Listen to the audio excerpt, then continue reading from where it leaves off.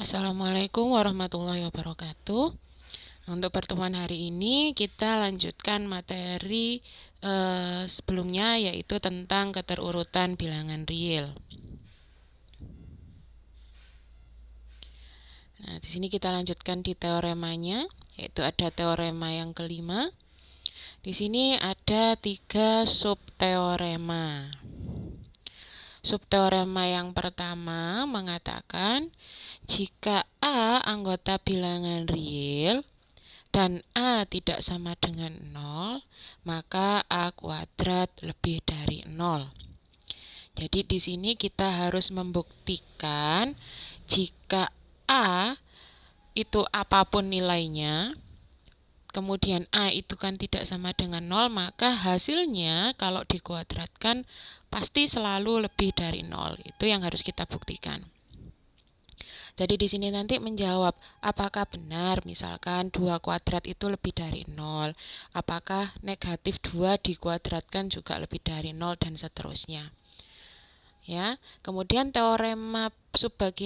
subteorema yang kedua itu mengatakan 1 lebih dari 0. Padahal selama ini kita tahu bahwa 1 itu kan pasti setelahnya 0 ya, lebih positif dari 0. Tapi di teorema ini kita harus buktikan karena kita dari aksioma, definisi, dan sifat-sifat yang sebelumnya itu kan belum pernah ada yang mengatakan apakah benar 1 itu lebih besar dari 0. Apakah benar 1 itu kalau posisinya itu di bilangan positif itu ada di sebelah kanannya 0 dan itu artinya lebih dari 0. Nah, di teorema ini harus kita buktikan. Jadi nanti jangan kaget kalau selama ini apapun yang sudah kita pahami, ternyata di analisis real itu harus dibuktikan. Apalagi namanya keterurutan bilangan real ya. Berarti kita harus tahu bahwa memang benar urutannya kalau 1 itu lebih dari 0. Dan itu harus dibuktikan. Nah, subteorema yang ketiga mengatakan jika N adalah himpunan bilangan asli, jadi jika bilangan N dia merupakan anggota dari bilangan asli, maka nilai N itu lebih dari 0. Nah, jadi di sini kita masih berkaitan dengan nilai yang lebih besar dari 0. Belum ada pembuktian bahwa apakah benar 2 itu lebih dari 1. Apakah benar 3 itu lebih dari 2 dan seterusnya, itu belum kita buktikan. Nah, dengan analisis real itu harus kalian buktikan. Ya, tapi di sini masih kita bahas tentang apakah benar 1 itu lebih dari 0, kemudian kalau bilangan asli itu apakah semuanya lebih dari 0 dan seterusnya. Ya. Nah, ini kita buktikan bagian yang pertama terlebih dahulu.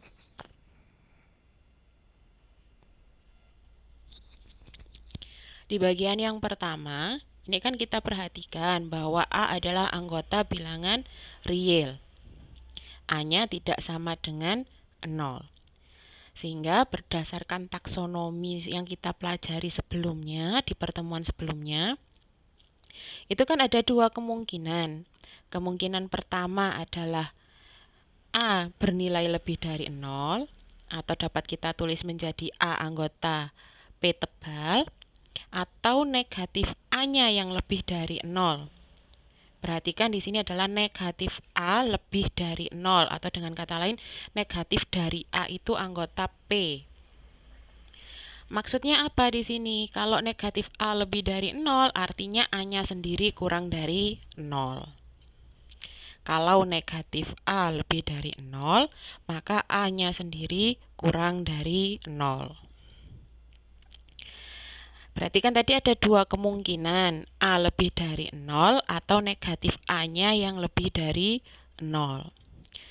Nah, sekarang kita perhatikan, jika A yang lebih dari 0 atau A-nya anggota bilangan real positif, sesuai sifat yang berbunyi di sebelumnya, perhatikan ya, kita masih ingat kalau ada sifat dari penjumlahan 2 bilangan real positif, perkalian 2 bilangan real positif yang ada di bagian atasnya taksonomi kemarin, ya, di pertemuan sebelumnya.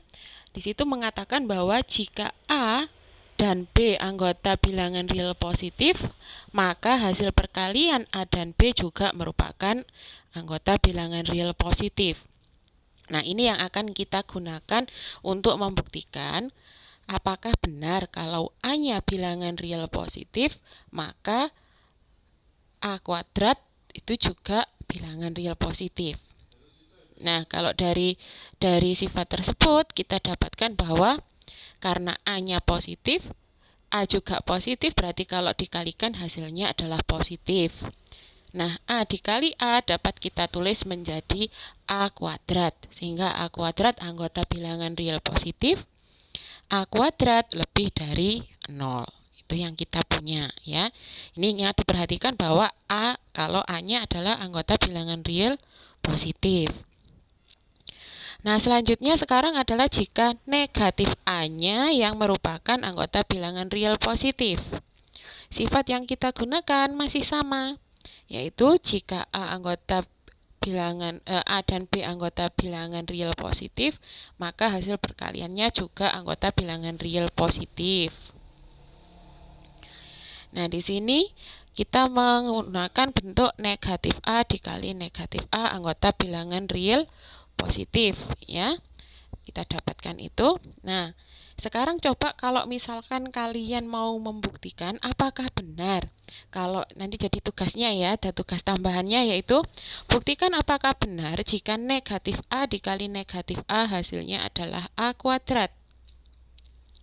Masih ingat kan ya aturan yang kita gunakan ketika belajar tentang bilangan real? Termasuk contohnya yang negatif 1 kali negatif 1 hasilnya apakah benar 1? Nah, itu bisa digunakan contoh pembuktiannya. Ya. Itu kan ada tulisannya negatif A dikali negatif A. Apakah benar nanti hasilnya adalah A kuadrat? Itu saya minta kalian untuk membuktikan ya. Oke. Jadi di sini saya anggap kalian sudah bisa membuktikannya, tapi nanti buktinya kalian tunjukkan di penugasan, oke? Jadi negatif A dikali negatif A, kalian buktikan bahwa hasilnya adalah A kuadrat.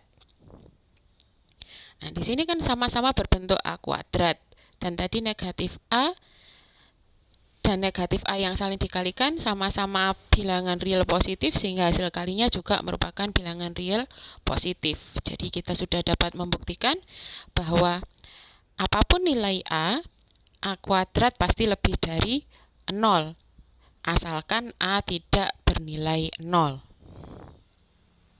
Jadi terbukti untuk teorema 5 yang bagian A. Nah, sekarang kita membuktikan teorema 5 bagian yang B. Nah, 1 ini kan anggota bilangan real ya, dan 1 tidak sama dengan 0. Serta 1 kuadrat ini sama dengan 1. Ya, 1 kuadrat sama dengan 1. Ya, kita punya bahwa 1 dikali 1 hasilnya adalah 1, itu yang kita pakai. Jadi aksioma identitas perkalian. 1 kuadrat sama dengan 1. Atau dengan kata lain di sini kita bentuk dulu. 1 itu kan dapat ditulis menjadi 1 kuadrat. Nah, dengan memanfaatkan teorema 5 bagian A, apapun bilangan realnya, selama bilangan real tersebut bukan 0, kalau dikuadratkan kan lebih dari 0. Nah, di sini kan 1 bisa kita ubah menjadi 1 kuadrat. Ya, 1 bisa kita ubah menjadi 1 kuadrat, dan dengan menggunakan teorema 5 bagian yang A, kita peroleh 1 kuadrat lebih dari 0, artinya 1 juga lebih dari 0. Sehingga teorema 5 yang B kita dapat membuktikannya. Nah, sekarang teorema 5 yang ke C. Nah, ini kita gunakan induksi matematika sekarang ya. Kita memanfaatkan induksi matematika. Nah, untuk yang bagian yang pertama, kita perhatikan bahwa N sama dengan 1.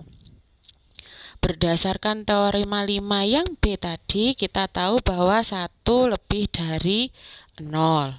Atau dapat kita katakan bahwa 1 anggota bilangan real positif. Kalau untuk induksi matematik, lanjutannya setelah untuk N sama dengan 1, maka kita andaikan pernyataannya benar untuk N sama dengan K. kita asumsikan ya. Jadi di sini setelah membentuk, kalau induksi matematik itu kan untuk N sama dengan 1 terbukti benar, kita asumsikan benar untuk N sama dengan K. Sedemikian hingga kita dapatkan K lebih dari 0. Tapi ini masih asumsi. Nah, di pembuktian selanjutnya, kita harus membuktikan untuk N yang sama dengan K plus 1, apakah juga berlaku demikian. Nah, di sini akan dibuktikan benar untuk N sama dengan K plus 1. Dari tulisan N sama dengan K plus 1, coba kalian perhatikan. Kita tadi punya asumsi bahwa K lebih dari 0 atau K anggota bilangan real positif. 1 juga lebih dari 0 atau anggota bilangan real positif. Kemudian di tulisan N sama dengan K plus 1, K dan 1 dioperasikan dengan operasi penjumlahan. Nah, kita ingat apa?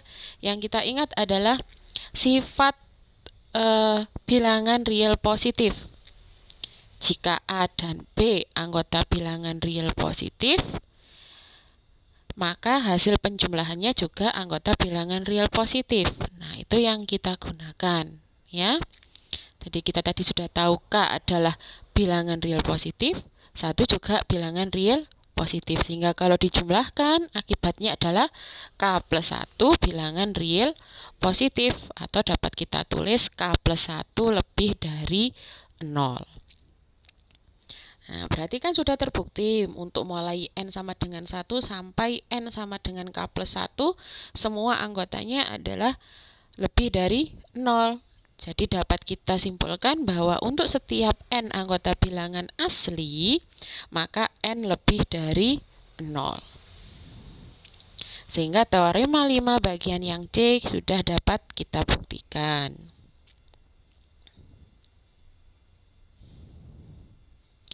Nah, sekarang kita lanjut teorema yang ke-6.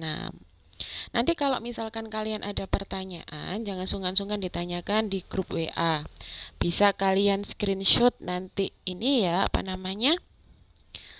file PPT yang sudah saya share di grup WA, kalian screenshot bagian mana yang mau kalian tanyakan. Baik untuk pertemuan hari ini dan pertemuan sebelumnya. Jadi tidak usah sungkan untuk bertanya.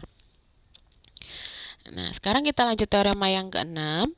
Jika A adalah anggota bilangan real, sehingga kita dapatkan bahwa 0 ini kurang dari atau sama dengan A, dan A-nya ini kurang dari epsilon.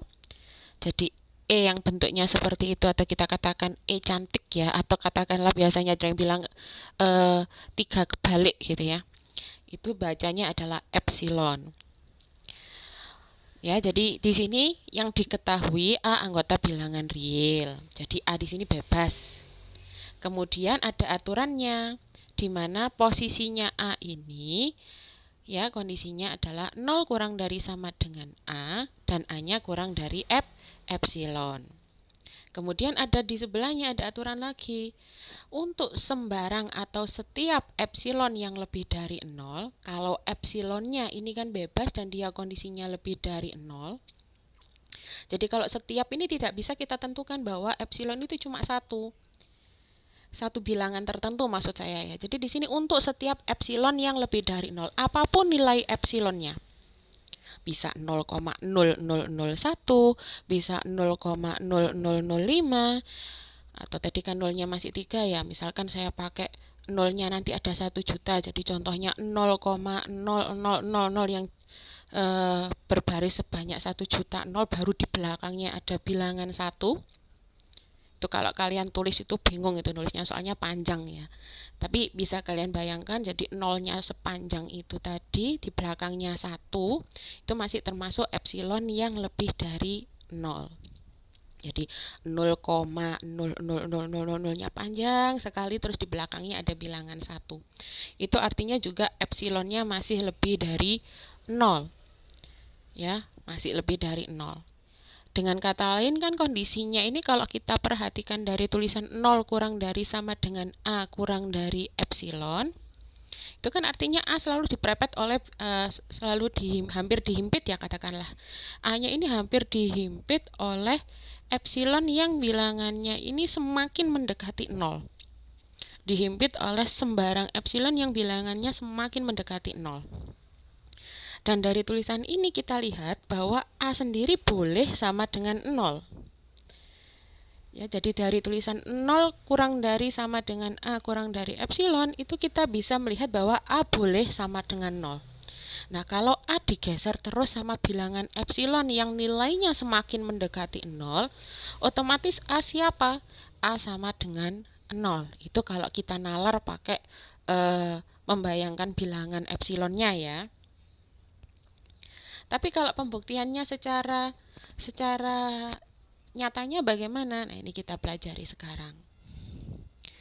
Perhatikan bahwa A kurang dari sama perhatikan bahwa pernyataan 0 kurang dari sama dengan A punya makna 0 sama dengan A atau 0 kurang dari A. Di saat 0 sama dengan A, maka teorema 6 benar karena saat 0 sama dengan A, pernyataannya kan akan menjadi 0 kurang dari sama dengan A, kurang dari epsilon menjadi 0 sama dengan A kurang dari epsilon. Dan ini sesuai dengan yang diketahui bahwa epsilon lebih dari 0.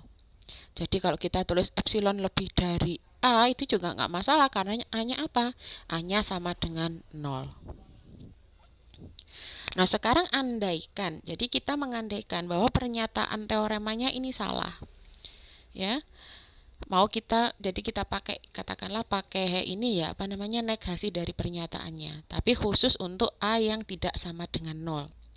Andaikan A tidak sama dengan 0, maka A pasti lebih dari 0.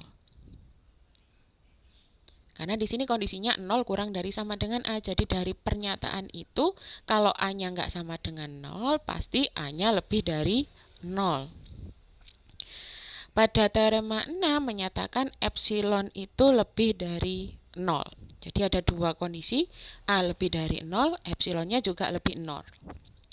Maka kita katakanlah mengambil suatu bilangan tertentu, di mana nilai epsilon itu lebih besar dari A. Jadi kita ambil, katakanlah kita memilih sembarang epsilon tertentu, kita katakan dia sebagai epsilon 0, di mana epsilon 0 ini kondisinya adalah A per 2. Nah, kalian kalau misalkan mau ngambil A per 3, A per 4, silahkan saja, tidak apa-apa. Jadi ini cuma kita ambil yang gampang saja. Epsilon itu kondisinya adalah, epsilon 0 kondisinya adalah A per 2. Ya. Jadi kita membuat bilangan epsilon yang menggunakan A. Karena apa? Di sini kondisinya epsilon itu lebih dari A. Jadi kita ambil sembarang epsilon dalam bentuk A. Jadi kita pilih, katakanlah yang kita pilih itu tadi adalah epsilon 0-nya sama dengan A per 2. Nanti misalkan kalau mau pakai A per 4 juga silahkan. Berarti karena epsilon 0-nya ini kan A per 2, otomatis kan dia lebih dari 0. Ya. Epsilon per 2 itu lebih dari 0. Dan kita tahu bahwa kalau A dibagi 2 itu kan pasti lebih kecil daripada si A-nya sendiri. Jadi misal kalau saya punya A-nya setengah dibagi 2, otomatis kan jadi seperempat. Nah, seperempat ini kan kurang dari setengah. Kemudian kalau kita punya A-nya 2, berarti kalau dibagi 2 kan jadi 1. Berarti kan 1 kurang dari 2. Nah, dari sini kita kan mempunyai tulisan bahwa 0 kurang dari A per 2 kurang dari A. Iya kan? Kan 0 kurang dari A per 2. Nah, A per 2 kurang dari A. Atau bisa kita tulis menjadi 0 kurang dari epsilon 0 kurang dari A. Nah, dari tulisan yang terakhir ini tadi, apakah sesuai dengan yang diketahui dari teorema 6 bahwa 0 kurang dari sama dengan A kurang dari epsilon? Tetapi yang kita dapatkan di akhir ini tadi 0 kurang dari epsilon 0 kurang dari A. Artinya apa di pernyataan terakhir? Ada nilai epsilon yang ternyata nilainya kurang dari A. Nah, ini kan tidak sesuai dengan yang diketahui di teorema ke-6. Padahal di situ mengatakan bahwa A itu selalu kurang dari epsilon, tetapi dari pengandaian kita tadi kita tahu bahwa ada epsilon yang kurang dari A. Berarti kan sudah kontradiksi dengan yang diketahui. Nah, karena tidak sesuai dengan pernyataan yang diketahui di teorema 6, berarti kan pengandaiannya kita tadi kalau A-nya tidak sama dengan 0 itu kan salah. Dengan kata lain, kalau A tidak sama dengan 0 ini salah, maka yang benar hanya A sama dengan 0. Ya, itu tadi yang dimaksud dari pengandaian kita salah. Karena pengandaiannya salah, maka yang terbukti benar adalah pernyataannya, yaitu teoremanya jika A anggota bilangan real sehingga 0 kurang dari sama dengan A kurang dari epsilon, untuk setiap epsilon yang lebih dari 0 maka A sama dengan 0. Jadi terbukti teorema 6 bernilai benar. Nah, sekarang kita masuk ke teorema ke-7. Perhatikan di teorema ke-7, di sini terdapat pernyataan jika perkalian A dengan B ini lebih dari 0, jika A dikali dengan B ini lebih dari 0, maka kemungkinan yang pertama, keduanya sama-sama lebih dari 0. A lebih dari 0 dan B-nya juga lebih dari 0. Atau keduanya sama-sama kurang dari 0, yaitu A kurang dari 0, B-nya kurang dari 0. Ini kalau kita ambil salah satu contoh bilangan, misalkan A-nya 2, B-nya 3, keduanya lebih dari 0. Hasil perkaliannya pasti lebih dari 0. Nah, yang satunya lagi, kalau misalkan bilangannya negatif, A-nya negatif 2, B-nya negatif 3. Hasil perkaliannya itu kan sama dengan 6 ya, jadi positif 6, berarti kan bilangannya lebih dari 0. Nah, di sini berarti gini, kalau yang kita punya tadi di awal, sifatnya atau yang kemarin kita pelajari, dua bilangan real positif kalau dikalikan kan hasilnya adalah bilangan real positif. Nah, di teorema yang ketujuh ini kita dapatkan bahwa dua bilangan yang dikalikan itu kalau hasilnya adalah bilangan real positif, ternyata dapat dibentuk juga oleh dua bilangan yang sama-sama negatif. Mohon maaf, maksudnya sama-sama bilangan real negatif gitu. Jadi kalau sifat yang pertama itu pasti tidak perlu dibuktikan, bahwa dua bilangan real positif itu kan pasti hasil kalinya juga bilangan real positif. Nah, di sini kita dapatkan ternyata dua bilangan yang saling dikalikan menghasilkan bilangan real positif itu juga dapat dibentuk dari dua bilangan real negatif. Gitu, ya. Tapi itu yang perlu dibuktikan. Tapi kalau yang sifat yang pertama tadi, perkalian dua bilangan real positif sudah tidak perlu dibuktikan. Nah, di sini untuk pembuktiannya, perhatikan diketahui A dikali B lebih dari 0. Menunjukkan jika A tidak sama dengan 0 dan B tidak sama dengan 0. Karena jika A sama dengan 0, B sama dengan 0, maka hasil kalinya pastikan 0. Karena A tidak sama dengan 0, ada dua kemungkinan, yaitu A lebih dari 0 atau A kurang dari 0. Nah, sekarang jika A lebih dari 0, maka kita peroleh bahwa 1 per A juga lebih dari 0. Jika A lebih dari 0, maka kita dapatkan 1 per A itu lebih dari 0. Buktinya kalau mau menunjukkan 1 per A lebih dari 0, yaitu kita asumsikan terlebih dahulu bahwa 1 per A kurang dari 0. Ya, 1 per A kurang dari 0, maka kita dapatkan negatif 1 per A lebih dari 0. Ya. Kalau mau membuktikan 1 per A lebih dari 0, kita mengasumsikan kebalikannya. Nah, itu nanti kalian lanjutkan ya. Bagaimana caranya membuktikan bahwa negatif 1 per A lebih dari 0 itu tadi kok ternyata pernyataannya salah. Gitu. Ya. Jadi intinya nanti ada tugas tambahan, kalian buktikan kenapa 1 per A lebih dari 0 kalau A-nya lebih dari 0. Oke, kita lanjutkan untuk membuktikan teorema ini ya teorema 4C yang kita gunakan ya. Jadi ini masih membuktikan ini tadi ya. Oke, sekarang kalau kita perhatikan, jika A lebih dari 0, maka 1 per A lebih dari 0. Jika A lebih dari 0, maka 1 per A lebih dari 0. Kita buktikan terlebih dahulu apakah benar 1 per A itu lebih dari 0. Kita asumsikan bahwa 1 per A kurang dari 0. Jadi kita pakai negasinya. Maka kalau 1 per A kurang dari 0, kita peroleh negatif dari 1 per A itu lebih dari 0. Akibatnya, berdasarkan teorema 4 yang pertemuan sebelumnya, jika A lebih dari B dan C lebih dari 0, maka kita dapatkan bahwa CA lebih dari CB. Itu yang mau kita gunakan membuktikan bahwa 1 per A ini benarkah lebih dari 0. Maka jika negatif 1 per A lebih dari 0 dan A-nya sendiri lebih dari 0, ya, A-nya lebih dari 0, negatif 1 per A lebih dari 0, berarti kan kalau kita kalikan kan berlaku. Negatif 1 per A dikali A lebih dari 0 dikali A. Kita peroleh hasilnya adalah negatif 1 lebih dari 0. Artinya apa? Kita dapatkan bahwa 1 kurang dari 0. Nah, ini kan kontradiksi dengan teorema 5 yang B. Teorema 5B tadi kan mengatakan bahwa 1 lebih dari 0.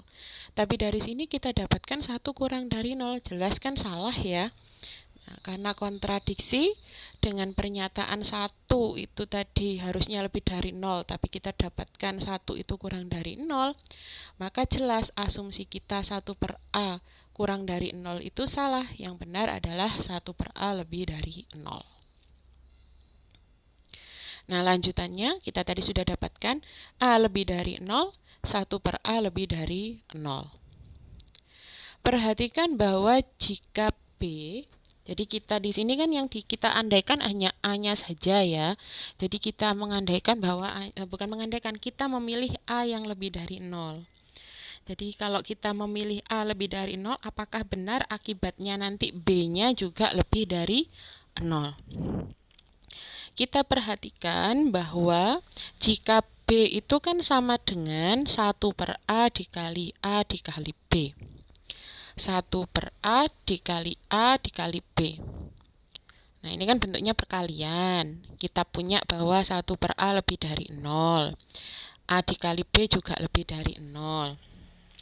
Berarti kita pakai sifat perkalian dua bilangan real, hasil kalinya adalah sifat perkalian dua bilangan real positif, hasil kalinya adalah bilangan real positif. Sehingga B yang berbentuk 1 per A dikali B ini merupakan bilangan real positif, atau dapat kita katakan B-nya lebih dari 0. Jadi benar pernyataannya 7 yang I, kalau AB lebih dari 0, maka A lebih dari 0 dan B lebih dari 0.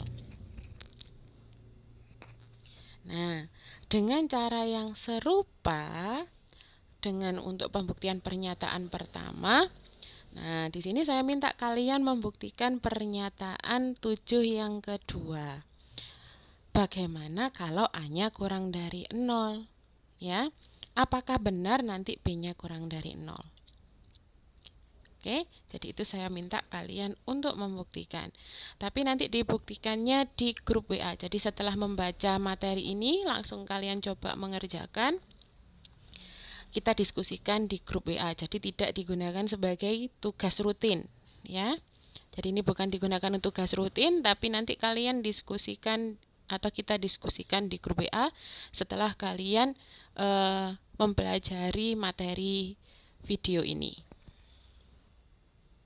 Nah, materinya sudah selesai. Ini tugas tambahannya. Ini tinggal kita sepakati. Tugas yang ini nanti untuk yang di video yang terakhir ini, silahkan nanti disepakati sendiri. Kita nanti rundingkan di grup WA. Pembuktian di sini ada namanya corollary, ya. artinya adalah akibat dari teorema. Jadi teorema 5 sampai 7 yang kita pelajari tadi membawa akibat, namanya koroleri. Nah, korolerinya ini jika A dikali B kurang dari 0, maka kalian harus membuktikan bahwa A kurang dari 0 dan B lebih dari 0. Yang satunya lagi yaitu A lebih dari 0 dan B-nya kurang dari 0. Itu yang harus kalian buktikan. Nah, nanti kalian terserah, ini nanti kita sepakati mau dibuktikan atau didiskusikan di grup WA ataukah hanya kalian gunakan menjadi tugas rutin. Nah, nanti kita sepakati bersama. Oke, itu saja yang materi yang ingin Pak Eka sampaikan hari ini. Semoga kalian tidak kesulitan untuk mempelajari materi hari ini. Saya akhiri terlebih dahulu. Assalamualaikum warahmatullahi wabarakatuh.